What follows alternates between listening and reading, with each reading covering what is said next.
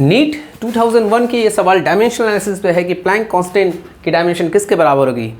Energy, momentum, angular momentum और power दी हुई है। तो सबसे पहले हम एक ऑप्शन एलिमिनेट करने की कोशिश कर सकते हैं, लेकिन पहले प्लैंक कांस्टेंट होती क्या है, कहाँ से आई। तो ये तो हमें पता है कि वो E=h न्यू से आती है, और यहाँ पे ये फ्रीक्वेंसी एनर्जी की रिलेशनशिप है, तो h2 हो जाती है वो एनर्जी अपॉन और फ्रीक्वेंसी होती है, और फ्रीक्वेंसी को तो 1 अपॉन टाइम हुई, तो एनर्जी इनटू टाइम भी लिख सकते हैं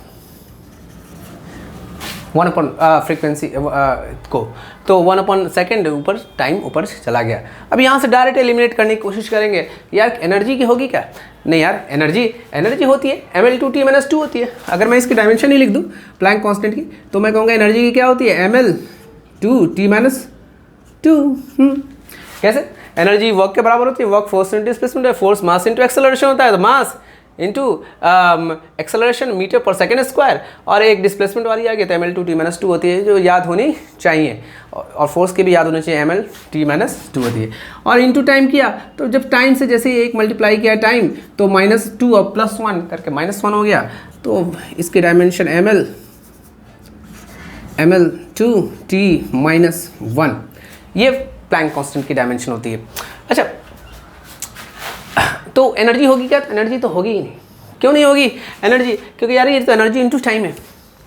मोमेंटम होगी क्या, देख लेते हैं मोमेंटम, मास इंटू वेलोसिटी, मास, तो मास का तो m1 और वेलोसिटी मीटर पर सेकेंड, यानी L1t-1 नहीं होगी।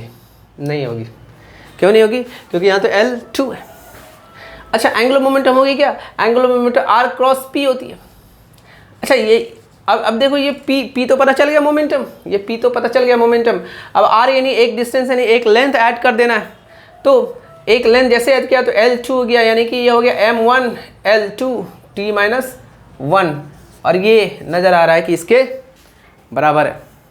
तो ये तो ऑप्शन, फिर अब इसको निकालने की ज़रूरत नहीं है। लेकिन अगर कोई इसको भी देख लेता तो देखने से तो ये भी खत्म हो जाता है, ये दोनों ही देखने से खत्म, क्योंकि ये एनर्जी अपॉन टाइम होती है, पावर एनर्जी अपॉन टाइम होती है, और आपकी जो ऑप्शन है वो एनर्जी इनटू टाइम है, तो पावर वैसे भी खत्म हो गई। और अगर एनर्जी अपॉन टाइम निकालता कोई, तो सीधे ml2t-2 तो इसका होता है, और टाइम क्या t1 है, लेकिन ऊपर गया तो t-1 हो गया, ऊपर गया तो t- हो गया, एक और टाइम जुड़ गया, यानी ml2t-3। देखना t1 है, ऊपर गया तो t-1 हो गया, पहले से -2 है, -2 -1 -3 हो गया।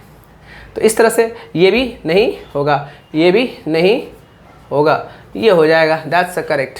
और ये एनर्जी भी नहीं होगी, क्योंकि एनर्जी क्या होती है, वर्क के बराबर होती है। वर्क इसलिए क्योंकि ये याद होना जरूरी है, अच्छी चीज़ है, और ये ml2t-2 होती है।